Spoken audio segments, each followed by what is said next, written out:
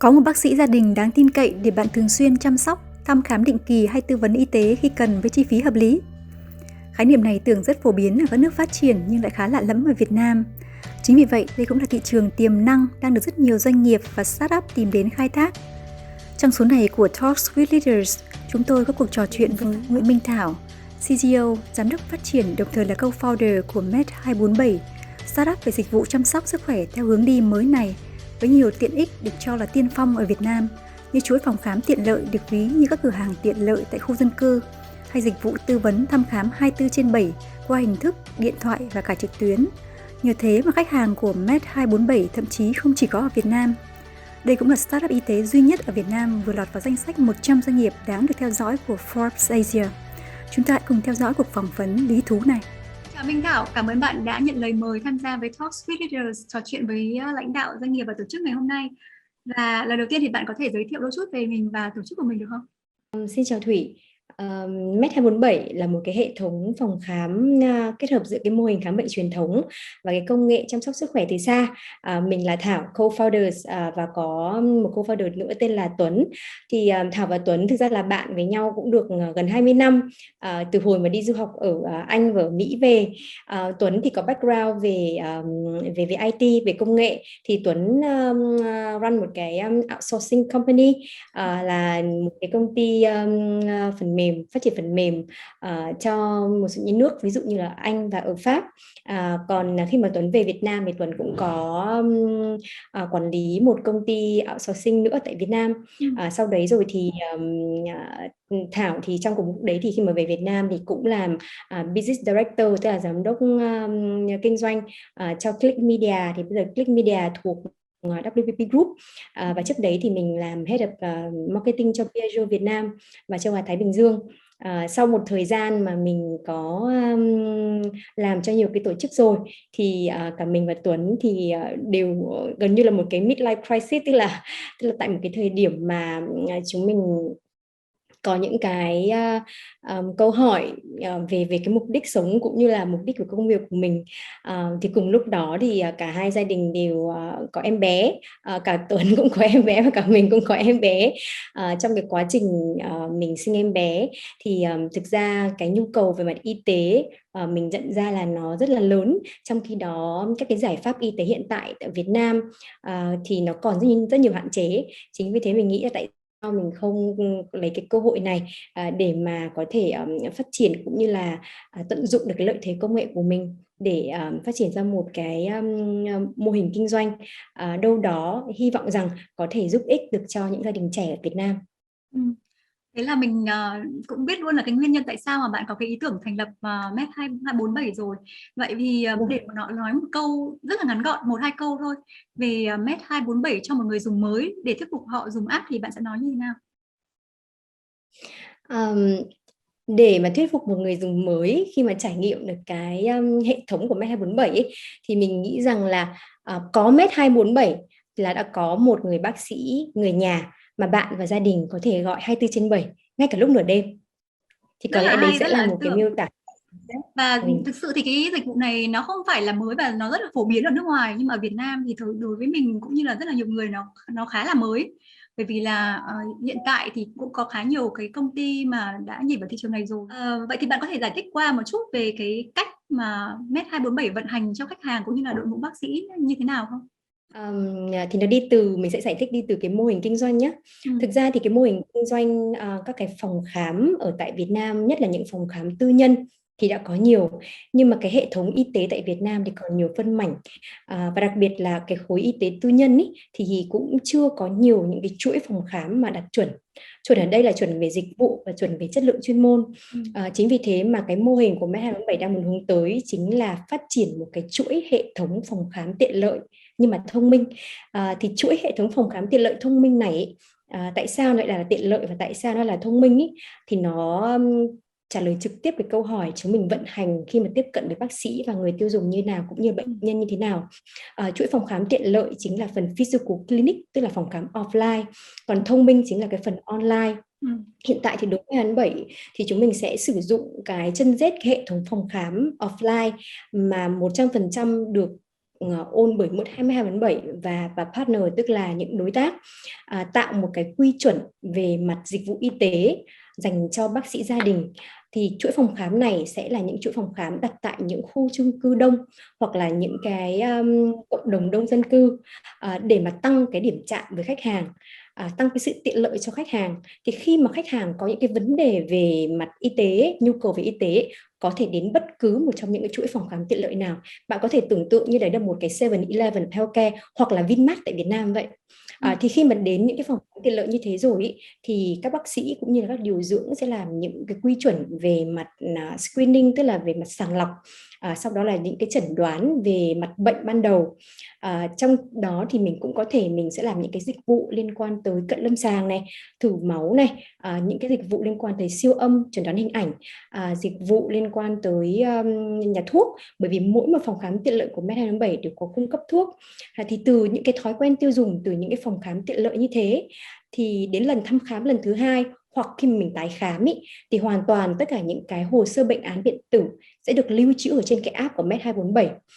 Thì người bệnh có thể alo cho bác sĩ để có thể tái khám,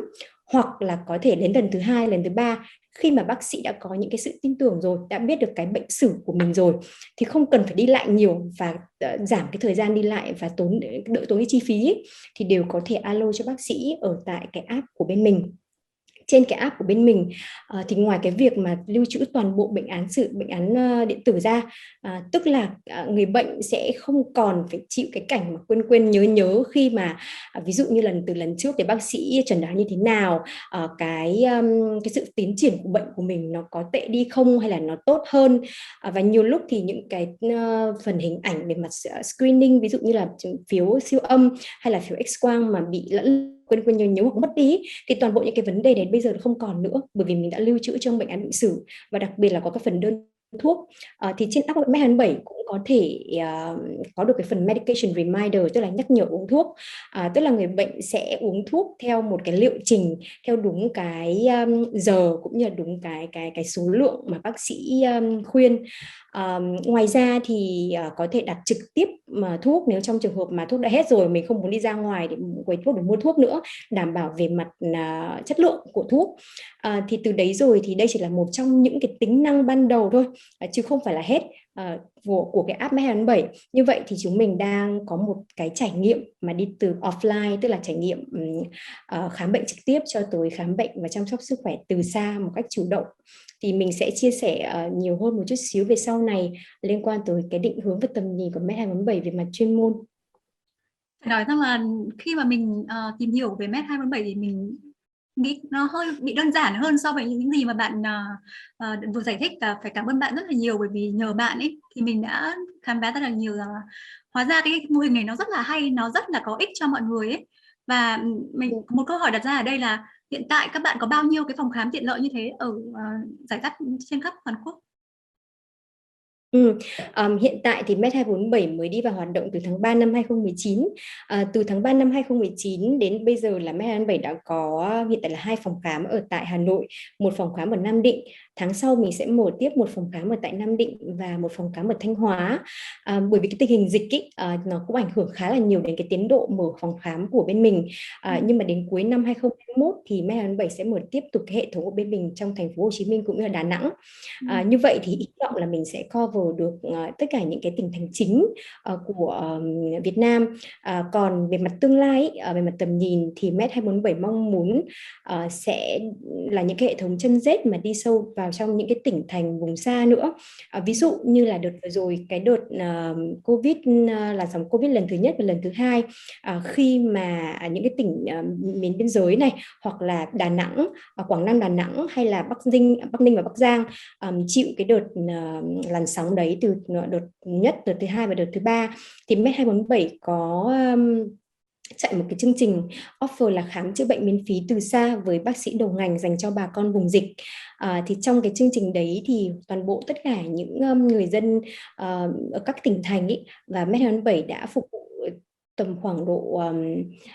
các người dân đến từ bà con đến từ 21 tỉnh thành khác nhau ở tại Việt Nam. Chính vì vậy mà cái công nghệ khám chữa bệnh từ xa này thì nó không có biên giới và không có cái sự hạn chế về mặt vùng miền, về mặt địa lý, địa lý. Thêm một cái nữa là mọi người thì rất là quan tâm trong trường hợp khi mà hết dịch bệnh thì Med27 có được cái cơ hội mở những phòng khám vật lý ở tại địa phương. Thì đến năm 2024 thì Med27 sẽ chạy một cái hệ thống phòng khám do chính mình trực tiếp quản lý, cũng như là hợp tác với cả đối tác tại địa phương, và con số đấy sẽ lên tầm khoảng từ 400 đến 500 clinic ở tại Việt Nam. Rất là ấn tượng luôn. Và cái kế hoạch về tương lai cũng đó là một cái kế hoạch mà mình nghĩ cũng khá là tham vọng đấy. Về Đúng lượng rồi. khách hàng hiện nay thì hiện nay Med247 có khoảng bao nhiêu khách hàng và tập trung chủ yếu ở đâu? Hiện tại thì Med247 đang tập trung chủ yếu ở tại các tỉnh thành miền Bắc, và số lượng user cho cả phần offline, tức là phần trên app, cũng như là phòng khám tiện lợi, chỗ phòng khám tiện lợi, lên tới tầm khoảng độ 38 đến 40 ngàn user active patient rồi, với tần suất thăm khám ở tại bên mình là tầm khoảng 2.400 lượt khám trong một tháng. Wow, thế là sau khoảng 2-3 năm đúng không? Và Gần 3 năm. Đúng rồi. thế là cái thành tích đấy khá là ấn tượng đấy. Và đối tượng người dùng chính của app là có sự hạn chế nào không, hay là phục vụ mọi đối tượng khách hàng? Med247 thì có hai loại hình hoạt động. Một là những cái trung tâm khám bệnh là những bác sĩ gia đình, tức là family clinics. Thì các trung tâm bác sĩ gia đình này là các phòng khám đa khoa phục vụ cho 3 thế hệ trong cùng gia đình, ví dụ đi từ con cái cho tới cháu cho tới ông bà. Thì về mặt lứa tuổi thì không hạn chế. Cái mô hình thứ hai mà là mô hình điểm mạnh của Med247 chính là trung tâm cho mẹ và bé. Thì trung tâm cho mẹ và bé ở đây là phục vụ cho những cái nhu cầu về mặt sản khoa, phụ khoa và nhi. 75% khách hàng đến với Med247 là những người sử dụng dịch vụ đầu tiên là mẹ và bé, bởi vì cái đối tượng này chính là cái đối tượng mà thực ra là các bà mẹ trẻ hiện đại bây giờ đã có cái thói quen sử dụng smartphone nhiều, những cái ứng dụng thông minh nhiều, họ rất là sẵn sàng sử dụng, và bản thân cái việc mà tiện lợi thì nó là một cái câu chuyện mà bà mẹ nào cũng sẽ cần. Thêm một cái nữa mà mình đang muốn nhấn mạnh, đấy là cái câu chuyện về value for money, tức là cái giá trị mà mình bỏ ra so với cả cái dịch vụ cũng như chất lượng về mặt chuyên môn mình nhận về. Thì đối với Med247 ở đây cái quan điểm về mặt điều trị là trao quyền cho người bệnh. Cái sự trao quyền cho người bệnh nó nằm ở cái câu chuyện là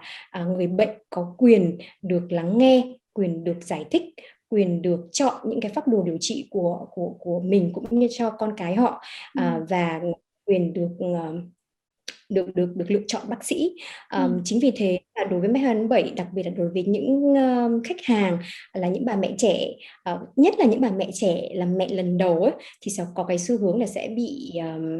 những cái thông tin không được kiểm chứng ở bên ngoài, ví dụ như từ Google, hay là từ ngay cả ông bà, từ những cái mẹo dân gian, hay là bạn bè, hay là hàng xóm ấy, thì vô cùng là bị hỗn loạn. Chính vì thế mà Med247 đứng ra là một cái người gọi là những cái giọng nói về mặt chuyên môn y tế, để cho bà mẹ có được cái peace of mind, tức là cái sự an tâm. Thì khi mà mẹ đã an tâm rồi ý, thì nó ảnh hưởng tới cái sự an tâm cũng như sự phát triển của con cái tầm 50%. Như vậy là em bé cũng sẽ có được cái cơ hội để mà có sự điềm tĩnh của mẹ. Thì trong cái quá trình mà điều trị cho những em bé, nhất là em bé dưới 5 tuổi, những em bé mà thường xuyên bị những bệnh lý mùa hay những bệnh lý ốm vặt chẳng hạn, thì đã có được cái sự tự tin hơn từ người mẹ. Như vậy thì cái hiệu quả chăm sóc nó sẽ tốt hơn rất nhiều. Và thường thì người bệnh Med247, các em bé thì 80%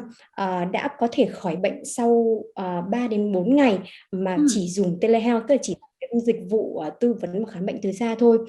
Bởi vì các mẹ có thể đến với cả chuỗi phòng khám của bên mình một lần đầu tiên để bác sĩ hiểu về bệnh lý của con mình, bác sĩ hiểu xem là con có bị dị ứng hay không.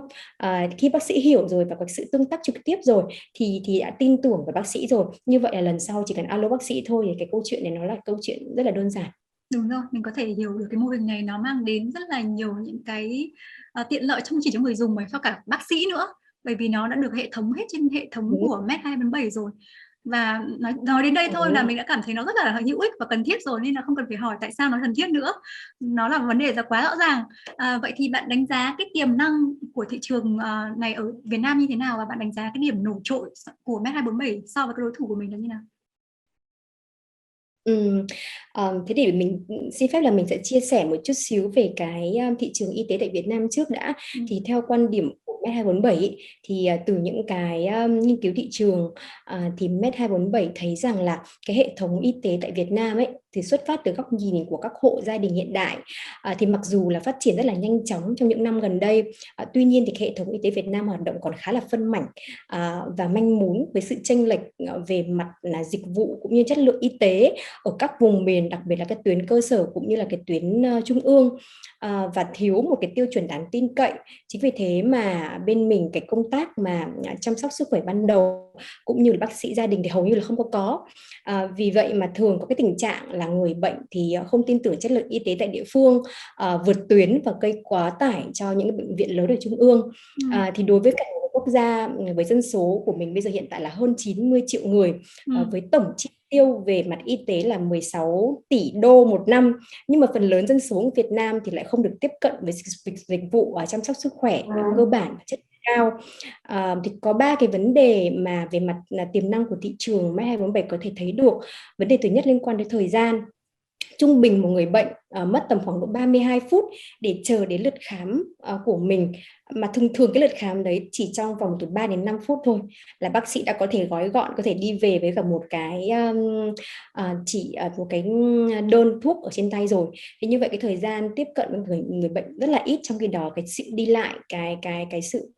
đợi chờ nó rất là lớn, thì liên quan đến mặt thời gian. Cái thứ hai là vấn đề liên quan đến mặt chi phí.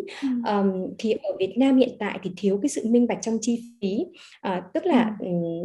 đối với cả một bệnh khi mà đến thì ngoài cái việc mà tư vấn khám bệnh ra thì nó còn những cái chi phí tiềm ẩn liên quan tới việc các cái xét nghiệm máu này, các những cái xét nghiệm mà bản thân bệnh nhân cũng không biết ngay từ ban đầu ấy, thì cái vấn đề thiếu minh bạch về chi phí là vấn đề thứ hai. Và vấn đề thứ ba liên quan tới sức khỏe của chính dân số Việt Nam ấy, đấy là 88% người bệnh vụ kháng sinh mà không có chỉ định. Tức là ok, alo đến với cả dược sĩ ở tại một quầy thuốc nào đấy, chỉ cần nói về câu chuyện là ok mình bị cúm thôi là đã có một loạt tất cả những danh sách những kháng sinh phổ cập và những kháng sinh biệt dược rồi. Như vậy thì ở Việt Nam cái con số mà kháng sinh rất là cao. Còn tại nhất là ở tại các tỉnh thành nó còn tệ hơn, là đến 91% các tỉnh thành thì cái lượng kháng sinh nó vô cùng nghiêm trọng. Vì vậy mà khi mà đến với cả các bệnh viện lớn, thường thường thì các bệnh viện lớn sẽ có cái xu hướng là sẽ phải test cái phác đồ kháng sinh trước cho người bệnh. Thì đối với cả Med247 thì Med247 mong muốn rằng thứ nhất ý, về mặt cơ hội thị trường nó còn rất là nhiều. Không chỉ Med247 đâu, mà có lẽ là các đối thủ cạnh tranh của mình cũng nên cứ mở rộng và cứ tìm hiểu và cứ phát triển, để mà với cái mong muốn làm góp sức nhỏ của mình để thay đổi cái thói quen tiêu dùng cũng như là cái nền y tế của Việt Nam đi. Nhưng mà cái sự khác biệt của Med247 nó nằm ở đâu ấy? Đấy là khi mà bạn nhìn trong cái thị trường y tế bây giờ, sẽ có một số những startup về mặt y tế,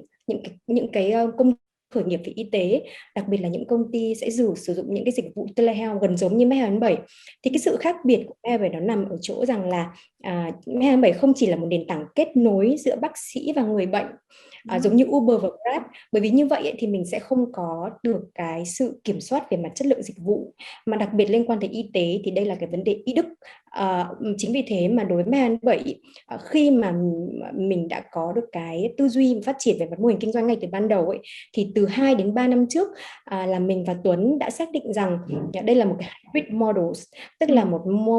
mô hình kết hợp cả offline và cả online, mà mình sẽ lấy cái thói quen tiêu dùng offline, tức là đi khám trực tiếp, để mình chuyển tải và mình thuyết phục của mình, và mình chuyển thể các khách hàng đó, bệnh nhân đó sang sử dụng những dịch vụ online tiện lợi hơn, rẻ tiền hơn và chất lượng không kém. Thì khi mà mình xuất phát được từ cái quan điểm điều hành như vậy, thì mình sẽ không có bị lẫn lộn và đi lạc đường. bởi xuất phát từ chính những cái pain point, tức là những cái nỗi đau của khách hàng, xuất phát từ cái thói quen tiêu dùng của người bệnh, và mình sẽ cố gắng để thay đổi nó theo từng bước một. Và ở đây thì mình hiểu rõ cái vai trò của công nghệ, nó không phải là cái gì đấy nó quá là siêu sao, hay là nó quá là thực sự là vượt trội và khác biệt đâu. Cái vai trò của công nghệ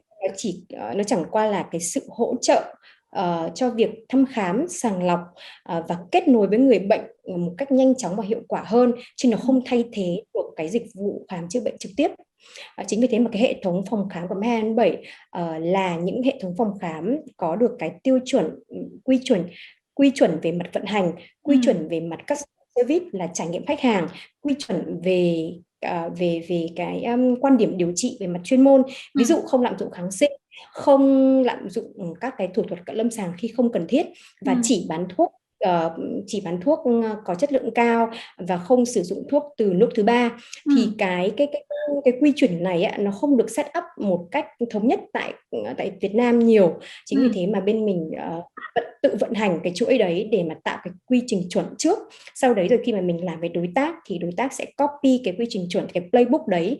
để mình có thể mình nhân rộng và mình vẫn có thể kiểm soát được cái chất lượng. Có thể nói rằng là các bạn đã nghĩ đến cái vấn đề này với cái góc nhìn của một người tiêu dùng trước tiên, cho nên là mình nghĩ rằng là cái app này nếu mà nó được triển khai ấy, thì nó sẽ mang đến cái sự tin tưởng rất là lớn cho người tiêu dùng, nếu mà các bạn làm cho họ có thể nhìn thấy cái góc nhìn như mà bạn vừa chia sẻ với mình. Bởi vì là nếu như mà đặt vào một cái vị trí của một người tiêu dùng đi, thì đúng là những cái điều bạn đã đặt ra ấy, nó đúng là một cái điều lo lắng cho tất cả mọi người tiêu dùng khi mà họ sử dụng bất cứ một cái dịch vụ y tế nào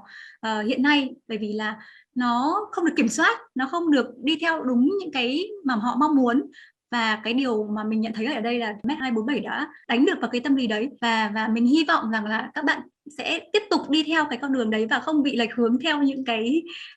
hướng ví dụ như là vì lợi nhuận trong tương lai, bởi vì là đây là một cái điều khó làm chứ phải không đâu, và để duy trì nó trong tương lai khi mà quy mô phát triển lại càng khó hơn nữa. Cho nên là mình rất là mong là trong tương lai các bạn vẫn giữ được cái tầm nhìn này, và mình rất là đánh giá cao cái tầm nhìn đấy của các bạn nữa. Và mình có thể hiểu là tại sao mà các bạn nhận được nhiều đầu tư của các nhà đầu tư. Vậy thì bạn có thể nói thêm một chút về các cái vấn đề đấy không? Bởi vì mình biết là bạn đã nhận được khá là nhiều đầu tư từ các quỹ đầu tư của nước ngoài, và vừa rồi lại còn được ở trong cái danh sách của Forbes 100 các doanh nghiệp đáng được theo dõi nữa. Đúng rồi, cảm ơn câu hỏi của Thủy. Đối với Med247 thì rất là may mắn ý, là đi từ những ngày đầu tiên thì Med247 đã có một số nhà đầu tư thiên thần có được cái nhìn chuyên môn cũng như là có được cái tiềm năng tài chính để có hỗ trợ và đồng hành cùng Med247 từ những ngày đầu tiên. Một trong số đấy là Dr. Go Ji-hen. Dr. Go Ji-hen là CEO của Parkway International Hospitals ở bên Sinh, và Dr. Go Ji-hen cũng chính là con trai của cố thủ tướng Singapore. Ngoài những angel của bên mình thì bên mình còn có các quỹ đồng hành từ ban đầu, chính là quỹ KK Fund và quỹ Venturas của Indonesia. Trong một quá trình mùa dịch này ấy, cái vai trò của cái việc mà thăm khám cũng như là chăm sóc sức khỏe từ xa, trong cái rủi có cái may chính là cái sự cởi mở về mặt nhận thức từ phía người bệnh cũng như là từ phía các bộ ban ngành, cũng rất là hỗ trợ cho những cái đơn vị y tế tư nhân khi mà triển khai chăm sóc sức khỏe từ xa. Vì vậy mà các đầu tư cũng khá là quan tâm tới Med247. Hiện tại thì Med247 đang có cơ hội để gọi vốn vòng tiếp theo với một số quỹ của nước ngoài cũng như là quỹ tại Việt Nam. Nói chung là với một cái startup mới và với một cái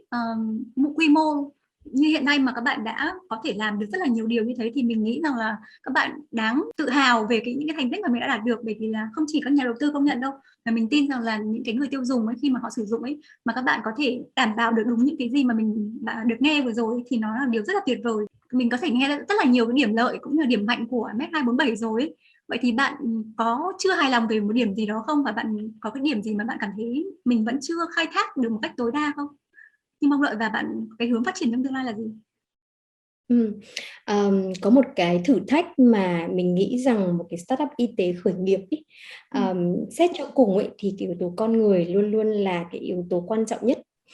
Vậy khi vận hành một cái chuỗi phòng khám y tế mà mang cả những giá trị truyền thống cũng như là những cái giá trị về mặt công nghệ, thì đòi hỏi cái con người trong cái bộ phận vận hành đấy, bộ máy vận hành đấy, cũng phải cởi mở về mặt nhận thức cũng như là cái thói quen Đúng để rồi. sử dụng và mình thực hành chuyên môn ở trong hai cái môi trường là môi trường công nghệ và môi trường truyền thống. Ừ. Thì cái thử thách lớn nhất của Med27 hiện tại chính là nằm ở yếu tố con người, lựa chọn những cái bác sĩ đồng hành, lựa chọn những cán bộ y tế từ điều dưỡng cho tới kỹ thuật viên, cho tới lễ tân, cho tới các bạn chăm sóc khách hàng, cho tới cái bộ phận vận hành về mặt đối tác, làm sao để họ cởi mở tư duy, và thuyết phục rằng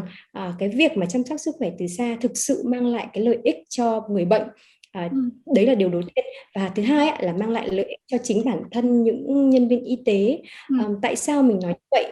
Ví dụ trong trường hợp là trường hợp của các bác sĩ, Ừ. Med247 có cả lứa bác sĩ là các thầy, các giáo sư, tiến sĩ đầu ngành, cũng như là những bác sĩ trẻ. Thì để mà thuyết phục các bác sĩ trẻ mà có nhiều tài năng và tố chất giỏi về chuyên môn, tham gia Med27, cũng như là các bác sĩ đã về hưu nhưng mà muốn cống hiến và vẫn muốn thực hành để giúp người bệnh ý, thì Med27 phải lựa chọn và chọn lọc thuyết phục những bác sĩ đấy, bằng cách rằng là ok, với cả cái mô hình mình đang hoạt động thì mình sẽ có cái sự linh động rất nhiều, giải phóng về sức lao động cho các bác sĩ. Các bác sĩ có thể tiếp cận người bệnh và có thể hỗ trợ cho người bệnh ở bất cứ đâu, không nhất thiết là phải đến phòng khám. Đấy là cái thứ nhất. Thứ hai là việc mà bác sĩ làm với Med27 thì Med27 luôn luôn tâm niệm rằng mình sẽ không thương mại hóa các dịch vụ của mình khi mà không cần thiết, ở mức độ rằng là bác sĩ sẽ hoàn toàn có thể chủ động về mặt chuyên môn mà không ảnh hưởng tới những cái yếu tố như là hoa hồng cho việc mà kê đơn thuốc hay là hoa hồng cho việc sử dụng các dịch vụ cận lâm sàng. Thì đây chính là một trong những cái practice, tức là những cái chính sách mà khá là phổ biến trên thị trường. Thì Med27 muốn tối thiểu điều đó. Như vậy thì ngoài cái việc mà đưa cho các bác sĩ và thuyết phục các bác sĩ về cái sự tiện lợi của cái việc mà chăm sóc sức khỏe từ xa, thì Med27 còn phải work ở trên cái phương diện là đào tạo, bởi vì mình không chỉ mở rộng hệ thống của mình tại các thành phố lớn, mà quan trọng là làm sao mình hợp tác được với những bác sĩ tại địa phương. Thì những bác sĩ tại địa phương ấy là những cái nhân viên y tế, mà cán bộ y tế mà họ rất là mong muốn có được cái sự cập nhật, có được cái sự đào tạo từ những bác sĩ trung ương. Chính vì vậy mà cái hệ thống telehealth của chúng mình đang cố gắng phát triển để nâng cao cái sự trao đổi về mặt kiến thức cũng như là trao đổi về mặt hội chẩn, dành cho những cái case bệnh, tức là những cái trường hợp bệnh mà cần có thực sự ý kiến từ bác sĩ trung ương. Từ đấy rồi thì nâng cao cái kiến thức chuyên môn của các bác sĩ địa phương. Thì đây chính là một phần mà Med247 sẽ phải vượt qua, sẽ phải thuyết phục, và đâu đó thì mình cũng may mắn là bởi vì cái đội ngũ bác sĩ cũng như y tế của mình cũng có những người mà đã thực sự là rất là quyết tâm và đang cống hiến cũng như đồng hành rất là tốt và thuận lợi với Med247. Vậy thì hiện tại là bên bạn có bao nhiêu bác sĩ tất cả, và cái nguồn bác sĩ này là đến từ đâu, và các bạn có lượng bác sĩ độc quyền cho mình không? Bác sĩ của Med247 là 100% là bác sĩ hợp tác dưới cái mô hình khám bệnh từ xa và khám bệnh trực tiếp, tức là 100% là ký với Med247 và không phải qua đối tác. Hiện tại là như vậy. Bởi vì mình đang muốn đặt cái tiêu chuẩn, xét ra cái tiêu chuẩn nó được đồng nhất. Thì số lượng của bác sĩ hiện tại đang trong hệ thống của Med247 tầm khoảng độ 60 đến 60 bác sĩ. Đấy là bác sĩ online và offline. Còn bác sĩ hợp tác online không thì có thể lên tới 80 hoặc hơn 80 bác sĩ trên toàn hệ thống, cả khám bệnh xa lẫn khám bệnh tại các địa điểm phòng khám trực tiếp. Cũng khá là ấn tượng đấy. Nhưng mà có một cái điểm mà mình thấy cũng khá là tăng khi mà mình nghĩ về cái app về dịch vụ y tế như thế này, chẳng hạn như là sẽ có những lúc nó xảy ra những cái tình huống là gây tranh cãi và nó ảnh hưởng đến sức khỏe của khách hàng chẳng hạn, thì cái trách nhiệm này thuộc về bác sĩ hay là của Med247? hay là các bạn giải quyết cái vấn đề này như nào? Thường thường thì đối với cả những cái trường hợp mà khách hàng các cái sự cố không mong muốn xảy ra với khách hàng, thực ra là từ cái lúc mà mình vận hành đến đến bây giờ thì Med27 cũng đã gặp nhiều sự cố. Nhưng mà cái sự cố đấy đến từ cả cái yếu tố khách quan lẫn chủ quan. À, Điển hình ý, thì sẽ là một số những cái trường hợp, ví dụ như trong trường hợp mà cái hệ thống mạng khi mà video call nó không được rõ, thì cái việc mà bác sĩ nhìn và chẩn đoán nó sẽ ảnh hưởng tới các cái quyết định chẩn đoán của bác sĩ. Chính vì vậy ạ, bác sĩ bên mình có một cái đội gọi là cái đội thư ký y khoa, chính là những bạn mà sẽ double check lại, tức là mà khám bệnh với cả bác sĩ sau cái sự chẩn đoán đầu tiên thì sẽ gọi điện để check với cả người bệnh, sẽ kiểm tra với người bệnh sau khám thường xuyên. Thường thường thì mình có một cái lộ trình chăm sóc khách hàng sau khám khá là rõ ràng,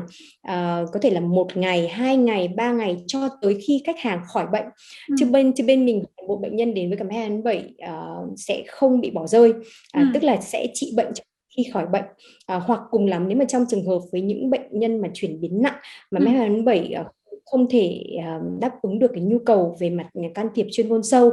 thì Med27 cũng sẽ kết nối với cả những bệnh viện trung ương, tuyến trung ương để mà cố gắng phục vụ người bệnh một cách tốt nhất. Và sau đấy rồi, ví dụ như là sau mà hậu phẫu ấy, thì Med27 sẽ chăm sóc giảm nhẹ tại nhà. Như vậy thì cái quy trình chăm sóc sức khỏe của bên mình ấy, lúc đầu sẽ có nhiều những cái sự chưa hoàn hảo, nhưng mình đang cố gắng vượt qua những cái điều đấy bằng cái chất lượng dịch vụ cũng như là cái công nghệ, cái sự giúp sức của công nghệ. Ví dụ như là Med27 thì toàn bộ tất cả những cái bệnh án điện tử thì đang được lưu trữ ở tại app, thì 100% tất cả những công nghệ của Med27 đều được develop in-house, tức là được phát triển bằng cái đội ngũ công nghệ của Med27, chứ không đi mua phần mềm về. Lý do vì sao? Vì là một là liên quan tới bảo mật về mặt thông tin, cái thứ hai là liên quan tới bảo mật cho những cái giao dịch thanh toán, bởi vì Med27 sẽ hợp tác với cả một số những đối tác liên quan tới bảo hiểm và tài chính. Thì đối với những đối tác đấy và những đối tác của Med27 nói chung, thì đặc biệt là chúng mình đánh giá rất là cao về cái nỗ lực để mà đảm bảo bảo vệ tất cả những cái thông tin cho khách hàng. Thì từ những cái thông tin cho khách hàng như thế này ấy, thì chúng mình sẽ sử dụng những cái kỹ thuật về mặt AI hoặc là deep learning, big data, để chuyển thể từ cái tầm nhìn rằng là mình sẽ chăm sóc bệnh cấp tính sang chăm sóc bệnh chủ động và bệnh mang well-being nhiều hơn. Thì cái chăm sóc sức khỏe này nó quan trọng là bởi vì cái mô hình bác sĩ gia đình sẽ là những mô hình bác sĩ không chỉ dành cho những người bệnh khi mà họ cảm thấy ốm mình nhớ đến Med27, mà ngay cả bản thân là họ cảm thấy là mong muốn chăm sóc sức khỏe chủ động thì cũng nghĩ tới Med27. Ví dụ như là những cái package mà bạn có thể gần như là cái bảo hiểm y tế cả năm dành cho cả gia đình, bất cứ khi nào mà gia đình cần mình có thể mình health check, tức là mình sẽ khám bệnh thường xuyên, sàng lọc ung thư, hoặc là tổng kiểm soát sức khỏe của mình cho cả năm hoặc là nửa năm một. Cái thứ hai là liên quan tới những cái người bệnh, đặc biệt là những người bệnh lý mãn tính như là ông bà hay bị huyết áp cao, hay bị tiểu đường, cholesterol cao, thì gần như là phải sống với cả bệnh rồi. Như vậy thì ông bà khi mà đo những cái chỉ số huyết áp hay là theo dõi những cái chỉ số tiểu đường ấy, thì bây giờ hầu như là không có mục đích, tức là mình chỉ biết là ok ngày hôm nay là 5, ngày mai là 5.5, ngày kia 4 chẳng hạn, nhưng mà nó sẽ không có sự xuyên suốt. Chính vì thế mà cái phần công nghệ của Med27 về sau này khi mà chúng mình đang work trên những cái giải pháp về AI ấy, để làm sao mà học được tất cả những cái chỉ số như vậy và có cái sự cảnh báo chủ động từ hệ thống tới bác sĩ và từ bác sĩ tới người, thay vì rằng là đến khi mà người bệnh có những cái biểu hiện về mặt lâm sàng thì đã có muộn rồi. Cho nên là cái việc mà bác sĩ có thể tư vấn liên quan tới việc chăm sóc sức khỏe chủ động của cái việc liên quan đến dinh dưỡng, liên quan tới tâm lý, liên quan tới thuốc, liên quan tới những cái phác đồ điều trị về mặt lifestyle, bởi vì rõ ràng là cái phần vận động rất là quan trọng để mà giữ cho mình có một cái lối sống nó khỏe mạnh ấy. Chính vì vậy là Med27 sẽ không tập trung quá nhiều và không quá đào sâu để mà trị những cái bệnh nặng, mà thay vì đó là cái mô hình bác sĩ gia đình là chăm sóc sức khỏe ban đầu và chăm sóc sức khỏe chủ động. Mình hiểu điều đó, nhưng mà trong cuộc sống thì thực tế nó xảy ra rất là nhiều tình huống mà chúng ta không thể ngờ tới, thậm chí là rất là trớ trêu, hoặc là xảy ra những cái sự cố không mong muốn. Thì cái trách nhiệm này là thuộc về Med247 hay là về bác sĩ, và các bạn sẽ giải quyết như thế nào? Trách nhiệm này là trách nhiệm đầu tiên là của Med247 trước, bởi vì rõ ràng ấy, Đây là điều ở mình đây muốn là biết. mình khách đến với Med247 là đến Ừ. với cả một cái hệ thống phòng khám, Ừ. là một cái cơ sở cơ sở y tế tư nhân, chứ Ừ. không phải là họ đến là vì bác sĩ. Đương nhiên cái thói quen tiêu dùng của người Việt Nam là đến là vì danh tiếng của bác sĩ, nhưng bác sĩ làm trong hệ thống phòng khám thì Med247 luôn luôn là người đứng ra để chịu trách nhiệm đầu tiên. Chính vì thế mà cái cách mà chúng mình đang cố gắng làm sao để hòa hợp giữa những cái sự cố của khách hàng chính Ừ. là cái việc mà mình đang có một cái hành lang pháp lý. Tức là ở Việt Nam ấy thì hành Ừ. lang pháp lý dành cho cái việc mà thăm khám và chăm sóc sức khỏe từ xa nó còn nhiều cái thiếu sót. Đặc biệt là những cái hành lang pháp lý bảo vệ cho bác sĩ thực hành thực tế, hay là bảo vệ quyền lợi cho người bệnh khám bệnh từ Đúng rồi. xa thì còn chưa tới trong tất cả những cái thông tư cũng như là nghị định của Bộ Y tế, bởi vì nó còn khá là mới. Tuy nhiên ấy, thì bên mình nghĩ rằng bên mình có một cái hệ thống cơ sở y tế truyền thống Ừ. bên cạnh cái việc chăm sóc sức khỏe từ xa, cho nên về mặt pháp lý là Med247 hoàn toàn chịu trách nhiệm như một cơ sở y tế tư nhân truyền thống. Sau đấy rồi thì cái trải nghiệm từ online ấy, tức là trải nghiệm liên quan tới chăm sóc sức khỏe từ xa ấy, thì nó sẽ là một cái cánh tay nối dài của cái trải nghiệm chăm sóc sức khỏe truyền thống, mà mình sẽ cố gắng bằng những cái dịch vụ chăm sóc sức khỏe từ xa, bằng những cái bộ phận chăm sóc khách hàng Ừ. hoặc bác sĩ follow up để mà có thể giảm thiểu những cái rủi ro đấy. Ừ. Mình muốn đặt câu hỏi này bởi vì là mình tin rằng nó là câu hỏi của rất nhiều người trước khi tham gia một cái app chăm sóc sức khỏe nào. Bởi vì là nếu mà họ không có được cái câu trả lời cho nó ấy, thì họ sẽ rất là chần chừ, bởi vì là nó là một app, đây là một app mới, và có rất là nhiều người họ sẽ không thể nào mà họ sử dụng một cái gì đó mới vì cái vùng an toàn của họ quá lớn. Nhưng nếu mà bạn có một cái đảm bảo gì đấy rằng nếu có chuyện gì xảy ra thì đấy trách nhiệm của tôi, thì mình tin rằng là những cái người sử dụng ấy họ sẽ tin tưởng hơn vào cái app này rất là nhiều. Và đấy là lý do mình muốn có một cái câu trả lời như mà mình được nghe vừa rồi. Bây giờ trở lại với cái vấn đề về quản lý doanh nghiệp nhé. Thì mình có thể hình dung là cái khối lượng công việc của các bạn rất là lớn. Vậy thì hiện tại cái team của Med247 có bao nhiêu người, và các bạn hiện tại phân chia công việc giữa các co-founder như thế nào? Nếu mà không kể các cái nhân viên y tế, ví dụ bác sĩ chẳng hạn, mà thì bên mình về mặt bộ phận back office ý, sẽ lên tới tầm khoảng 50 người. 50 người bao gồm cả những cái bộ phận hỗ trợ back office. Còn nếu mà tính với cả bác sĩ thì lên tới tầm khoảng hơn 100 người trên toàn hệ thống. Ừ. Đối với cả Med247 thì với cái vai trò của mình và Tuấn ý, thì Tuấn chịu trách nhiệm về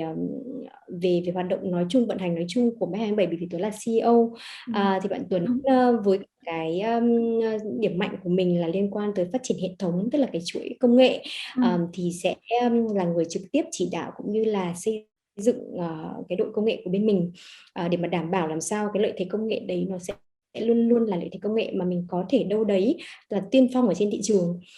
Còn riêng về phát triển cũng như về vận hành thì hiện tại Thảo đang là người hỗ trợ Tuấn để take care cho anh chị em cán bộ công nhân viên của Med247. Thực ra cái câu chuyện này nó cũng khá là suôn sẻ, bởi vì bọn mình đã làm bạn từ khá là lâu, và cái mảng công việc cũng như là những cái chuyên môn khá là tách biệt ý, thì gần như là cánh tay phải cánh tay trái của nhau, để mà có thể vận hành công ty và cố gắng làm sao là nó trôi chảy và suôn sẻ nhất có thể. Thì mình muốn hỏi thêm một chút là bạn đánh giá điều gì cao nhất ở trong cái văn hóa công ty ở Med247, và bạn đã xây dựng nó như thế nào? Cái văn hóa của bên mình ý, thì như mình nói là cái quan trọng là cái văn hóa nội bộ ấy, nó trao quyền cho người bệnh. Thì mình cũng nghĩ rằng cái sự trao quyền cho các anh chị em trong công ty như là một gia đình ý, thì nó là cái điều mà rất là quan trọng. Bởi vì hầu hết những nhân viên cũng như là cái đội ngũ của Med247 còn khá là trẻ. Trẻ đây là trẻ vừa ở cái độ tuổi phát triển sự nghiệp một cách có nhiều kinh nghiệm hơn, thì bên mình cũng rằng là có cái sự tin tưởng giữa các team với nhau, giữa các thành viên với nhau. Chính vì thế mà ở trong cái môi trường khởi nghiệp thì cái sự trao đổi cũng như là cái cởi mở về mặt về mặt trao đổi là điều rất là quan trọng. Và bên mình thì cái câu chuyện mình thử làm A/B test nhiều, ví dụ như là cái mô hình này khi mà thử, hoặc là cái sản phẩm này khi mà trải nghiệm nó không có work thì mình lại phải revise lại và mình lại xem những cái ý tưởng mới để mình làm sao cho nó tốt hơn. Thì cái câu chuyện này là câu chuyện liên tục là mình phải có cái sự trao đổi cởi mở và thẳng thắn với nhau. Thì nằm trên một cái nền tảng là trao quyền, cái sự tin tưởng của các thành viên. Thì đây chính là cái mà có lẽ đang là cái văn hóa doanh nghiệp cũng như văn hóa nội bộ mà mình cảm thấy nổi bật và cũng đáng tự hào nhất của Med247. Mình rất là mừng, bởi vì là thực ra mình hỏi câu hỏi này bởi vì cũng không hẳn là một dự định của mình để hỏi câu này đâu, bởi vì là thường với cái startup ấy, và mình hỏi rất là nhiều startup ấy, thì trong cái giai đoạn phát triển ban đầu ấy thì thường họ không quan tâm làm đến văn hóa công ty đâu. Nhưng mà bởi vì là mình thấy rằng là các bạn khá là chú trọng trong từng chi tiết nhỏ ấy, đấy là lý do mình muốn thử xem là cái công ty của mình mặc dù đang còn làm giai đoạn đầu phát triển, cũng chưa lâu, với hơn 2 năm rưỡi thôi, nhưng các bạn đã có một cái văn hóa công ty khá là đáng tự hào như là bạn nói. Vậy thì đây là một cái sản phẩm cũng vẫn còn mới như mình nói, thì các bạn có gặp khó khăn gì trong việc tiếp thị nó đến thị trường ở Việt Nam không? Và làm thế nào để thuyết phục mọi người sử dụng hết? Có chứ. Bởi vì nó là một cái câu chuyện liên quan tới cái sản phẩm dịch vụ, nó còn khá là mới mẻ ở tại ở Việt Nam, không chỉ Việt Nam đâu mà còn tại các nước Đông Nam Á nữa. Vì nhiều nước Đông Nam Á thì cái hành lang pháp lý cũng chưa được cởi mở trong cái chuyện mà mình có thể mình khám phá từ xa. Đối với Việt Nam thì rất là may mắn, cái thời điểm của đại dịch thì cũng là cái lúc mà các bộ ban ngành cởi mở hơn. Tuy nhiên ấy, thì nó vẫn là cái câu chuyện đường còn rất là dài. Đối với cả cái thói quen tiêu dùng của người Việt Nam thì bên mình có làm những cái nghiên cứu thị trường, được cho thấy rằng là đối với cả những cái thói quen tiêu dùng và những cái khái niệm chăm sóc sức khỏe chủ động trước và sau dịch là nó có một cái sự dịch chuyển khá là đáng kể. Thì nằm trong cái bối cảnh đấy thì Med247 cũng sẽ cố gắng là theo cái theo cái xu hướng đấy, để mà đưa cái dịch vụ của mình tới nhiều bệnh nhân nhất có thể. Tuy nhiên ấy, thì ở cái dịch vụ y tế này là dịch vụ y tế, thường thường cái thói quen tiêu dùng là khi mà tôi có bệnh thì tôi mới nhớ đến các phòng khám, nhớ đến bác sĩ, chứ không phải là cái việc ok tôi cứ nhớ đến đi xong rồi mình có thể mình để dành để mình có thể mình sử dụng được. Thì nó rất là khác với cả những ngành hàng tiêu dùng nhanh. Thì ở đây đối với cả ngành hàng y tế thì Med247 không sử dụng quá nhiều ngân sách để làm quảng cáo. Cái lý do tại sao ấy là bởi vì đối với ngành y tế thì 70-80% cái yếu tố chính để quyết định sử dụng dịch vụ hoặc là đi đến một phòng khám là do uy tín của bác sĩ.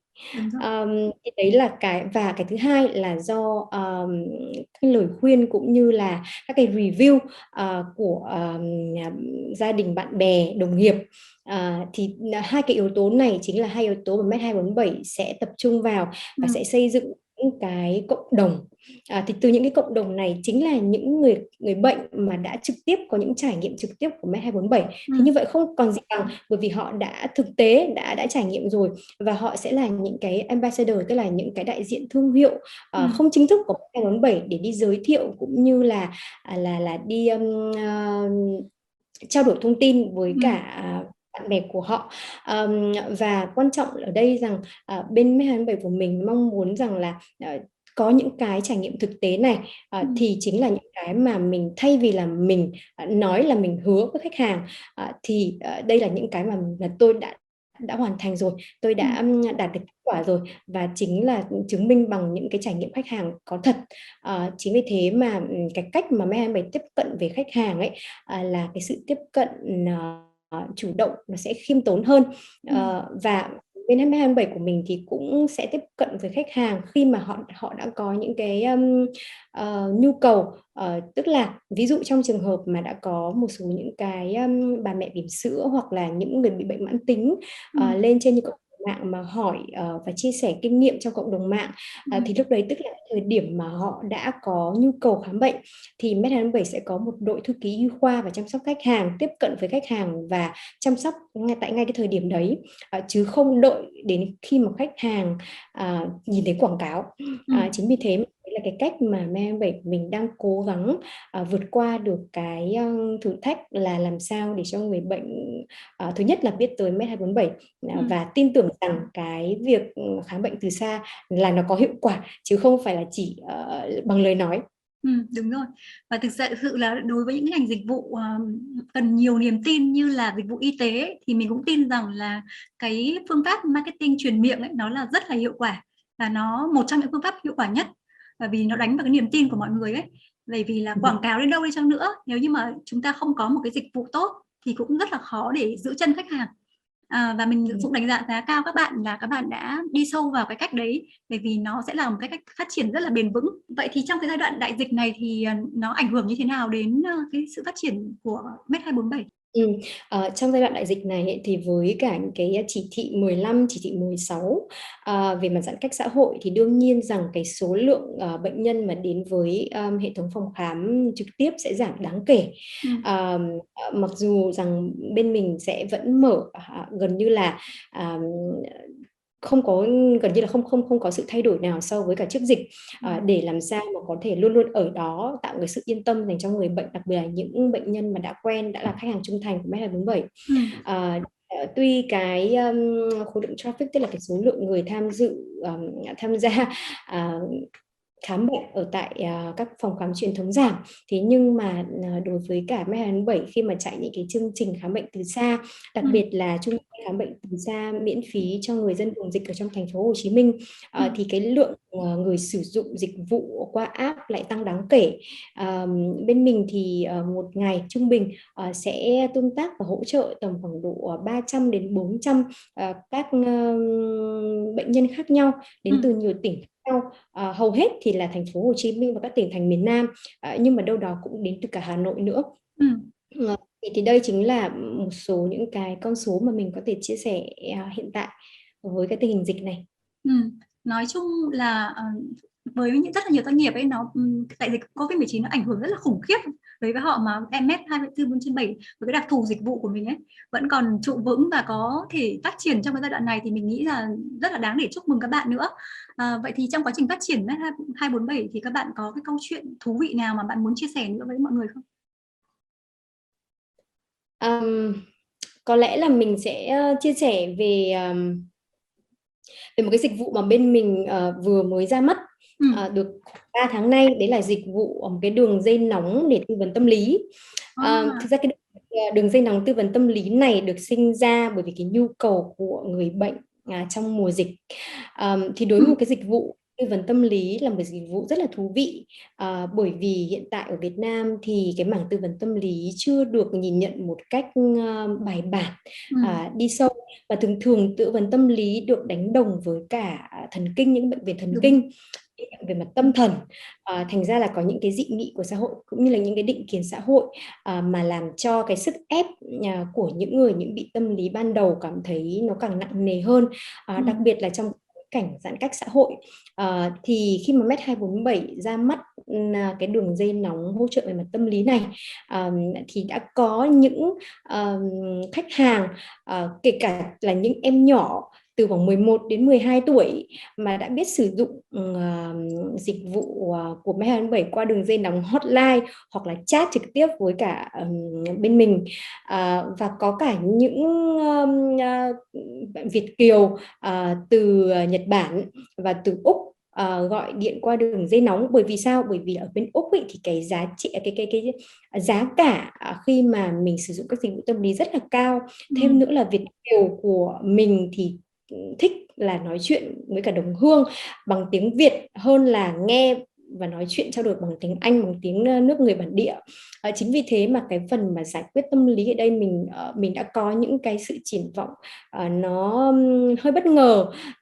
và đâu đó thì nó không chỉ mình biết được rằng là cái nhu cầu về mặt tâm lý này nó không chỉ hiện hữu ở một đối tượng, mà nó hiện hữu ở tất cả những cái đối tượng, đi từ trẻ nhỏ cho tới các sản phụ, cho tới các bà mẹ sau sinh, đặc biệt là các bệnh lý về trầm cảm sau sinh, cho tới các nhân viên văn phòng, những cái người mà có bị mất việc, hoặc là những kể cả những ông bố khi mà mất việc và ở nhà quá nhiều, dành thời gian quá nhiều với vợ với con thì có những cái áp lực tâm lý riêng. Ờm, và không chỉ ở tại Việt Nam mà còn ở các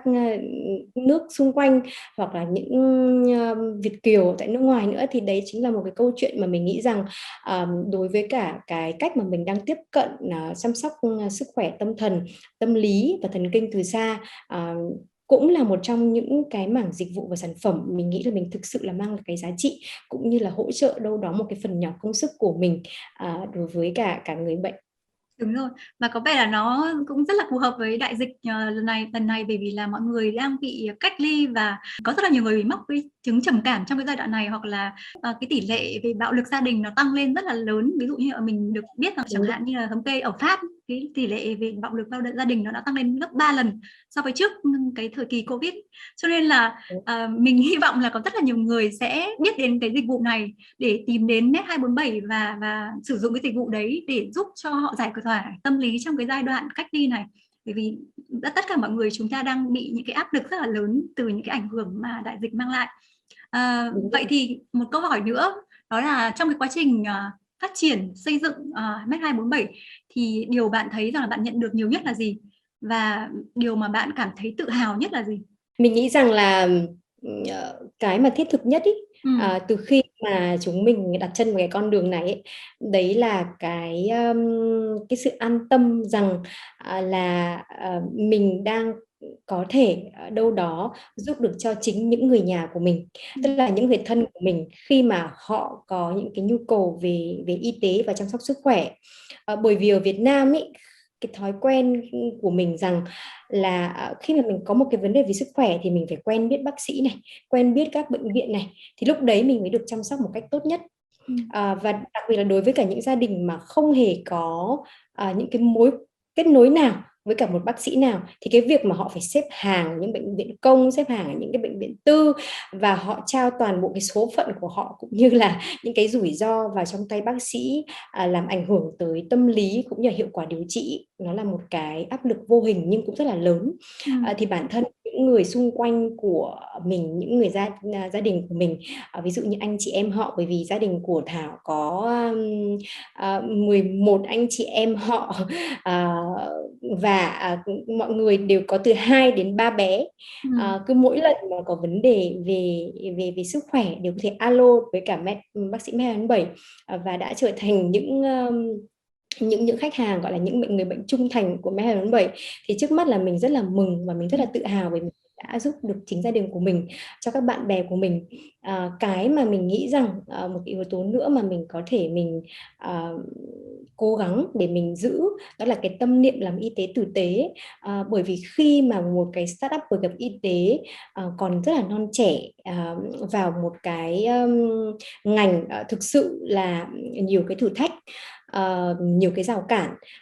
thì để mà giữ được cái tầm nhìn, giữ được cái mô hình, cũng như là giữ được cái ý định ban đầu ấy, là mình cũng đang phải rất là lì lợm, rất là kiên định với cả nhà đầu tư, với cả đối tác, và bản thân với cả nhân viên của nội bộ của Net247, để làm sao mà cố gắng thuyết phục để mình có thể trung thành